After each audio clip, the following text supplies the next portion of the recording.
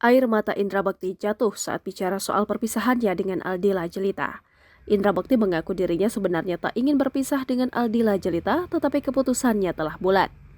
Bekti merasa berpisah merupakan keputusan yang tepat bagi mereka berdua, terutama untuk kesehatannya. Di waktu yang berbeda, dalam acara Brownies Trans TV pada Selasa 28 Februari 2023, Bekti menyadari unggahan kode perceraian dirinya dengan Aldila yang diunggah istrinya itu ke media sosial pada Minggu 26 Februari 2023.